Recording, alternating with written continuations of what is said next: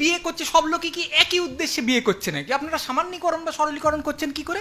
এ কথা ঠিক হতেই পারে, তবে কিনা প্রধান উদ্দেশ্য একটাই, সেটা হচ্ছে নিয়মিত যৌনতা পাওয়ার একটা লোভ।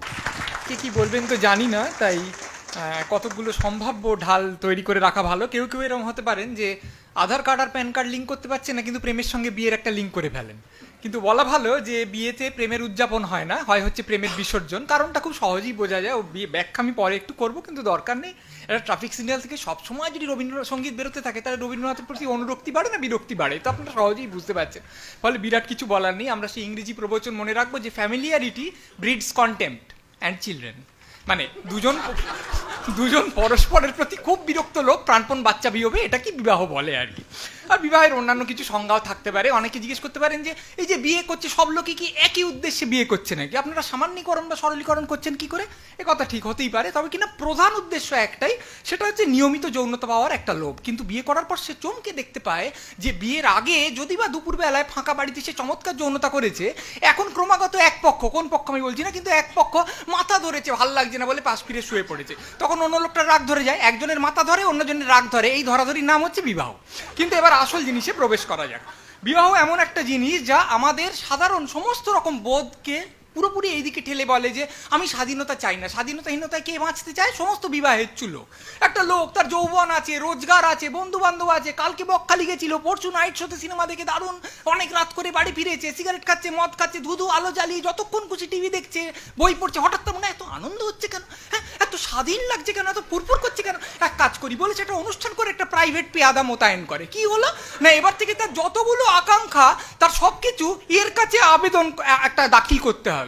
আচ্ছা আজকে পাখাটা কমাবো, আচ্ছা সাদা জামা পরে সারাদিন কাটাবো, আচ্ছা অমলের সঙ্গে বন্ধুত্ব রাখবো। আর সে বিচার করে আজকে এটা নাকচ করছে, কালকে সেটা শাস্তি দিচ্ছে, কালকে এটা তিরস্কার করছে। অর্থাৎ লোকটা ছিল স্বাধীন, হয়ে গেল কাঠগড়ায় বন্দি একটা মাথা নিচু করা লোক। আবার আশ্চর্য হচ্ছে, যে লোকটা পেয়াদা, তার আবার যখন কোনো আকাঙ্ক্ষা হবে, তখন এই বন্দিটা হয়ে যাবে বিচারক। সে বলে কেন এসি কেনার তো কোনো দরকার নেই, তুমি শুধু খরচা করিয়ে দাও। কেন হ্যাঁ গাড়ি কিনছো কেন, লাল কেন কিনবে, নীল কেন, আর দার্জিলিং যাবে কেন, তার চেয়ে পুরী যাও। অর্থাৎ কি না, দুটো লোক যারা স্বাধীন এবং আনন্দিত, তারা হঠাৎ হয়ে গেল পরাধীন এবং দুঃখী। কেন না, তারা একটা প্রক্রিয়ার মধ্যে ঢুকে পড়েছে, তার নাম হচ্ছে বিবাহ।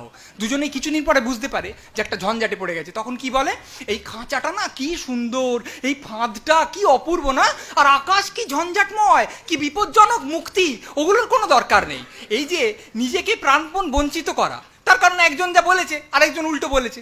এতে কি হয়, কখনো এর মত থাকে, কখনো ওর মত থাকে, দুজনেই সুখী হচ্ছে, এরকম কোনো পরিস্থিতি কখনো হয় না। একজনকে নিজের মতটা গিলে, নিজের চাহিদাটা গিলে সময় কাটাতে হয়। তাই এই যে নিজেকে বঞ্চিত করে চলেছি, এর একটা মহৎ নাম তারা দিয়েছে, সেটা হচ্ছে অ্যাডজাস্টমেন্ট।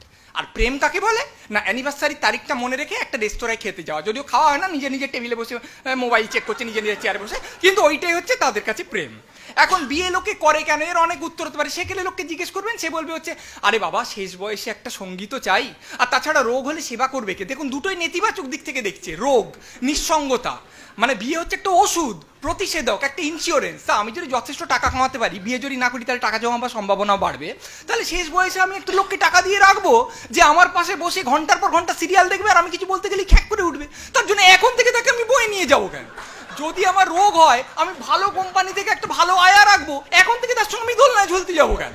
এবার একেলেরা বলবে না এটা তুমি এটা সিনিক কথাবার্তা বলছো। শোনো, ইতিবাচক দিক আছে। বিয়ে করলে তুমি একটা বন্ধু পাবে, দুজনে মিলে সেক্স করবে, দিল্লি বেড়াতে যাবে, রেস্তোরাঁয় খেতে যাবে, সিনেমা দেখতে যাবে। তুমি ওরকম উদ্ভট ভাবে দেখছো কেন বাবু? এ কথা ঠিক, কারণ অনেকে শোনা যায় যে বিয়ের পর একটা বন্ধুত্বপূর্ণ ফুর্তিময় পর্যায়ে প্রায় 2 বছর, অনেকের ক্ষেত্রে 3 বছর চলে, তারপর একটা 50 বছরের খারাপ পর্যায়ে চলে।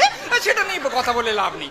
মানুষ গণিতে এত ভালো যে 3 বছরের সুখ আর 33 বছরের দুঃখ এই প্যাকেজ প্রাণপণ গ্রহণ করে যাচ্ছে।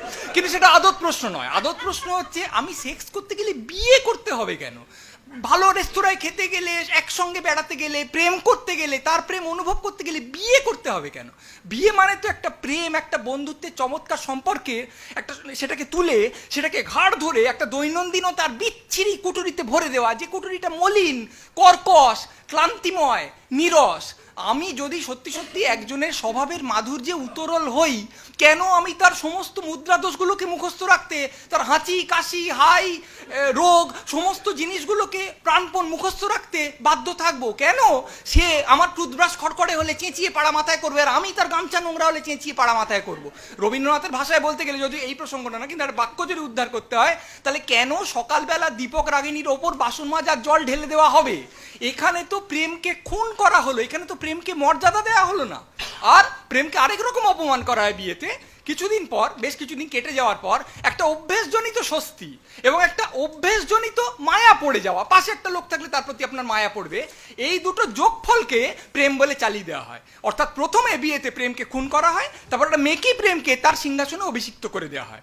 ফলে প্রেমের সবচেয়ে বড় বিরোধী যদি কিছু হয় তাহলে হচ্ছে বিয়ে। বিয়ে উচিত না অনুচিত, ভালো না খারাপ, এসবের চেয়ে অনেক বড় কথা হচ্ছে বিয়ে অ্যাবসার্ড, বিয়ে হচ্ছে উদ্ভট।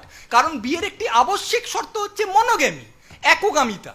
এরকম উদ্ভট একটা ফতোয়া হয় না। প্রথমত তো ফতোয়া, বাধ্যতা, নারকল দড়ি দিয়ে বেঁধে দেওয়া, এই জিনিসগুলো যেই চলে আসে তার থেকে প্রেমের উন্মেষ হয় না। ঝুঁটি ধরে এই কাল থেকে তুই ভালোবাসবি এই বললে ভালোবাসা হয় না।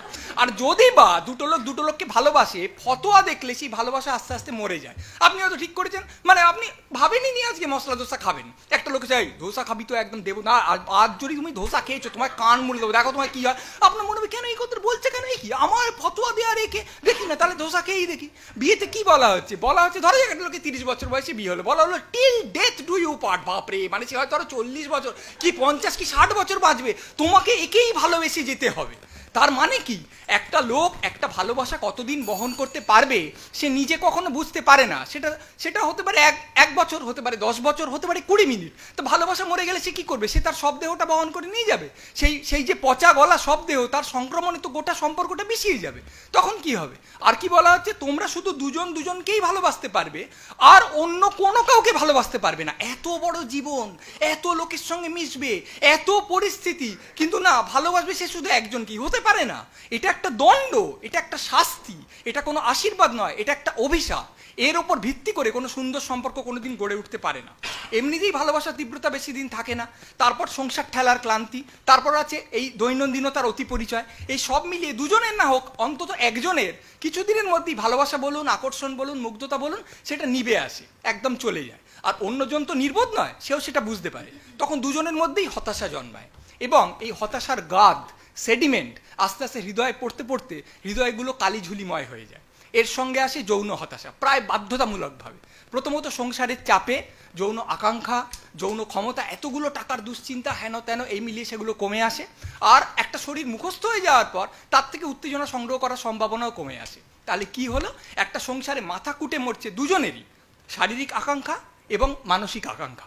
এবার সেখানে তো এরকম বিতর্ক আয়োজিত হয় না, কুণালদা বললেন, আমরা সবাই করলুম, এই বাক্যগুলো এরকম করে বেরিয়ে আসে না। কি হয়? একটা আর্তনাদ, একটা ক্ষোভ, একটা ক্রোধ সব সময় দুজনের মধ্যে জন্মাতে থাকে। কিভাবে প্রকাশিত হয়? এটা একটা পোস্ত হয়েছে, থালা ছুঁড়ে ফেলে দিল। বাড়ির কাজের লোককে 3 বার একই আলমারির তলা মুছিয়ে যাচ্ছে, সে বলছে আমি আর মুছবো না, তো তার সঙ্গে বিরাট চিৎকার চেঁচামেচি হলো। ছেলেটা অঙ্কে একটু খারাপ পেয়েছে, দুজনেই পেটাচ্ছে। দোষটা পোস্তর নয়, দোষটা পরিচারিকার নয়, দোষটা পুত্রেরও নয়, দোষটা হচ্ছে শুধুমাত্র এই অনুভূতির যে আমরা একটা পরিত্রাণহীন ফাঁদে পড়ে গেছি, এর থেকে আমাদের কোনো রকম মুক্তি নেই। এই যে অসহ্য কষ্ট, এতে যে অন্তরের অপচয়, এতে যে শরীরের ক্ষয়, তা একটা চূড়ান্ত অস্বাস্থ্যকর পরিবেশের জন্ম দেয়। তা থেকে কোনো ভালো সম্পর্ক হতে পারে না। যদি বা ভালো সম্পর্ক হতো, সেটা খারাপ হয়ে যায়। মনে রাখবেন, বিয়েতে আমরা যেটাকে শান্তি বলে ভুল করি সেটা হচ্ছে অবসাদ, আমরা যেটাকে স্থিতাবস্থা বলে ভুল করি সেটা হচ্ছে স্থবিরতা। আর আগেই বলেছি, আমরা যেটাকে ভালোবাসা বলে ভুল করি সেটা হচ্ছে একটা অভ্যেসের আবেগ বা আবেগের ছায়া। বিয়ে একটা ভুল ডিকশনারি, যে ভালো ভালো জিনিসের আজে বাজে মানে শেখায়। এটার ফাঁদে পড়বেন না, অস্বাস্থ্যকর কোনো অভ্যেসে যাবেন না। ভুক্তভোগী হিসেবে আপনাদেরই সতর্কীকরণ করে দিয়ে আমি শেষ করছি। ধন্যবাদ ও নমস্কার।